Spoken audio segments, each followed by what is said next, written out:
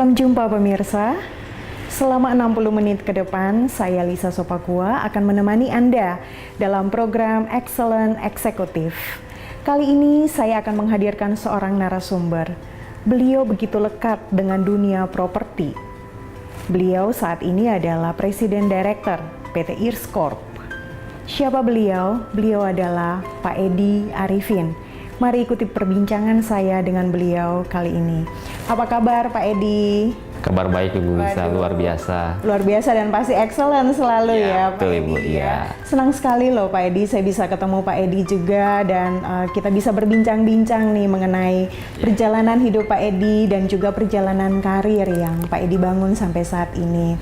Ya, mungkin Pak Edi bisa ceritakan kepada sahabat excellent dan seluruh pemirsa mengenai perjalanan karir, perjalanan hidup Bapak dulu ya, dari masa kecil nih sampai saat ini. Terima kasih pada pemirsa excellent pada kesempatan yang berbahagia ini. Ya mungkin saya bisa sharing sedikit bersama teman-teman bahwa memang waktu masa kecil saya itu ya bukan seperti orang menganggap bahwa wah ini sudah sukses, dari awalnya memang sudah sukses, tapi memang latar belakang saya memang dari keluarga yang bukan keluarga yang konglomerat atau keluarga yang sudah berkecukupan, tapi memang didasarkan bahwa memang kita dari kecil ya kita selalu punya fighting spirit, yang dimana kalau saya mau mengharapkan sesuatu saya mesti cari sendiri. Iya, harus berusaha.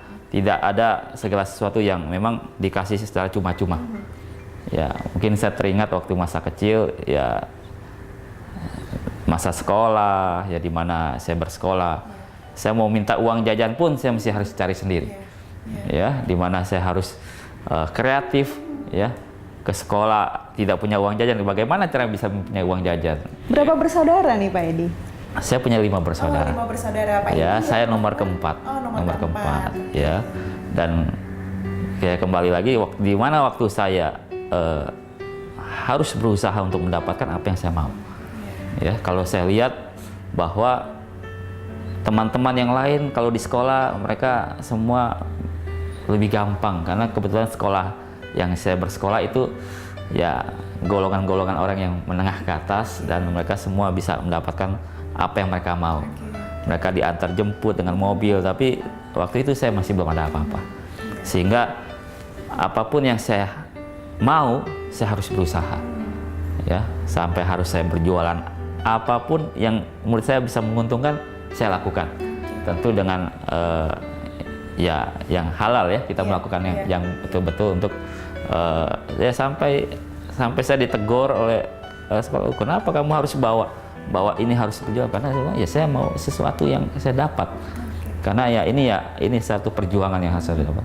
Jadi dari sekolah saya sudah senang sekali dunia sales, menjual ya. Jadi dari kecil ya. Kecil saya memang terbiasa menjual sesuatu dan mereka suka dengan saya, dan apapun yang saya mau ya saya harus cari. Begitu. Jadi fighting spirit dan jiwa salesnya itu udah bertumbuh sejak kecil. Iya, betul. Memang dari keluarga atau memang itu terbangun dengan sendirinya karena memang Bapak punya mungkin talentnya di situlah kalau boleh dikata. Iya. Kalau saya lihat memang karena kondisi yang membuat saya seperti itu. Ya, yang tadi saya ceritakan bahwa kalau saya melihat sesuatu saya mau dapat, saya tidak bisa minta ke orang tua, ya kan? Saya ingat waktu saya sekolah, saya mau membeli sebuah sepeda motor yang dimana semua teman-teman bukan hanya motor, tapi sudah ada yang punya mobil, karena kan mereka dari yang keluarga yang berada. Saya motor aja nggak bisa. Jadi bang, ya kesatu memang ada latar belakang yang tidak mengenakan, bahwa waktu itu orang tua saya kecelakaan di motor. Nah sehingga waktu saya sudah berjalan, orang tua saya masih belum bisa berjalan karena kecelakaan. Nah dia bilang, kenapa saya mesti belikan kamu motor? Nanti kamu bisa celaka lagi seperti saya. Jadi agak trauma sedikit gitu ya. Tapi saya kepingin sekali pada saat itu. Ini kita masih jiwa muda kok, wah semua pada naik motor, ketika kita belum ada, waktu kita masih, wah saya berpikir saya harus berusaha. Dan ternyata memang ada satu peluang di mana saya bisa mendapatkan, yaitu saya ikut bergabung di dunia waktu itu multi level marketing. Ya kan, yang di sana itu nggak perlu modal yang besar, tapi asal kita bisa mengumpulkan orang dan melakukan selling. Dan ternyata titik awal di sana saya melihat bahwa ini lumayan. Ini cerita waktu kita masih mau kuliah, ya kita kuliah. Jadi kita, ini kesempatan. Jadi saya ikut ke sana, saya bergabung. Dan itu saya yang paling muda di sana, dan saya bergabung, dan ternyata ya cukup sukses saya di sana. Dan saya bisa membeli sepeda motor pada waktu itu. Dengan hasil saya ikut di tempat itu. Dan saya lumayan waktu itu saya bisa punya grup, bisa ada kurang lebih hampir 1000 di bawah saya. Jadi, dan waktu saya direkomendasi, saya berasa, Tuhan ternyata ya Engkau memberikan saya kesempatan yang luar biasa. Di sini timbul saya kepercayaan diri bahwa saya bisa, ataupun saya lihat yang saya mau, kalau saya lakukan, saya pasti bisa. Jadi ada keyakinan itu yang sudah bertumbuh, dan Bapak melakukannya gitu ya, sampai mendapatkan hasil. Di sana pun saya berasa bahwa di sana mulai terdidik bahwa sifat kepemimpinan, dan karena setiap hari kita ketemu dengan orang yang berbeda-beda. Hari ini dengan A, besok dengan B, besok dengan C, dan semua karakternya beda. Dan ada yang umurnya lebih di atas saya, karena waktu itu saya masih muda. Ya, saya masih, orang bilang kemerah-merahan, ini kok bisa berhasil, bisa ini. Dan itu awal dari dimana saya menggeluti satu sistem network, ya, dimana akhirnya ya saya berhasil, dan orang sudah mulai melihat dari sana. Kemauan keras juga ya Pak Edi, betul, ya. Betul. Oke, Pak Edi boleh cerita sedikit nih Pak, kita bicara mengenai Earscope. Kapan sih Pak Bapak mulai masuk ke Earscope, ke dunia properti ya? Ya, setelah saya menggeluti dunia networking, ya, dan saya sempat di perusahaan Malaysia, dan mereka sampai sekarang masih ada itu perusahaan. Dan lambat laun saya lihat industri itu makin maju, dan ada satu titik balik di mana ada satu perusahaan properti yang nasional, skala nasional. Mereka lagi bikin satu sistem, yang dimana sistemnya saya lihat mirip-mirip seperti network, ya. Dan mereka mencari saya. Saya lihat, ini properti. Saya belum mengerti properti itu, dikira sekitar tahun berapa itu Pak? 90 sebelum Krismon. Sebelum Krismon. Sebelum 98 lah. Iya, sebelum 98. Dan di sana mereka lagi mengembangkan satu kota. Ada di timur Jakarta, ada di barat Jakarta. Ya, itu pengembang besar, dan mereka bukan satu sistem yang buat banyak orang ya harus ikut di dalam untuk memasarkan. Dan konsepnya saya lihat ini sangat menarik, dan mereka mengajak saya. Oke, saya bilang oke, saya mau bergabung. Dan di saat waktu saya pertama kali bergabung, itu betul-betul saya lihat loh, ada dua pilihan. Ada satu yang mengajak, wah ini sudah siap. Kalau saya duduk di sana, semua tempat sudah siap, semua sudah ada, dan sistem dia sudah bagus. Tapi ada satu lagi di divisi yang sama, tapi mengajak saya ini masih baru.